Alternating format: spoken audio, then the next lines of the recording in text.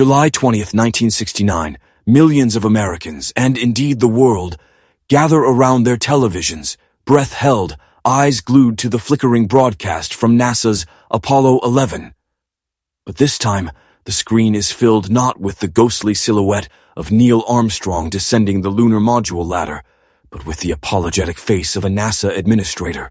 A critical failure, they announce. The Apollo 11 lunar module has malfunctioned on approach. The U.S. will attempt no landing. The astronauts are coming home alive, but history is changed. The Soviet Union, smelling weakness, pounces. Propaganda machines roar to life. Americans, paper tigers. Moscow, already reeling from its own space setbacks, doubles down. In 1970, the USSR pushes its N-1 rocket for another try at the moon. This time they succeed barely. A cosmonaut, battered and exhausted, plants the red flag on lunar soil. For the first time since Sputnik, the Soviets are ahead, and the world is watching. The moon landing, once a symbol of U.S. ingenuity and unity, becomes a source of national shame. Conspiracy theories explode overnight. Was the Apollo 11 failure a cover-up? Did NASA ever have the technology, or was the whole program a Cold War bluff? Hollywood churns out movies about fake moon landings, and talk radio blares claims that billions were wasted for a hoax. The psychological wound runs deep. President Nixon, facing mounting protests over Vietnam, and now the moon debacle, finds his political capital eroding. The U.S. space program is slashed, and the Apollo missions are quietly wound down. Instead of an era of moonwalks and Martian dreams, NASA pivots to earthbound satellites and military applications.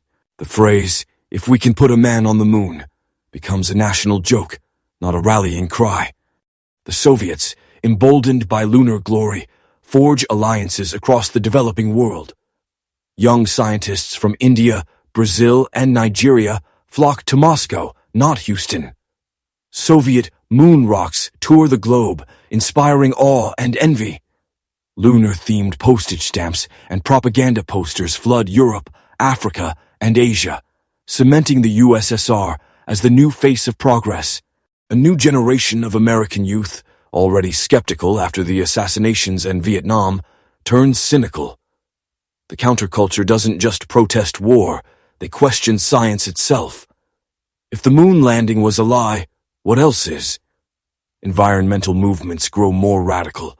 Technology is viewed with suspicion, and the U.S. falls behind in STEM education. Meanwhile, the Soviets overreach. Flush with moon triumph, they pour money into a Mars program that collapses in disaster. The USSR's economy buckles under the strain, but for a decade, the red banner on the moon is the ultimate propaganda weapon. The U.S. never builds the space shuttle. There's no personal computer revolution as we know it.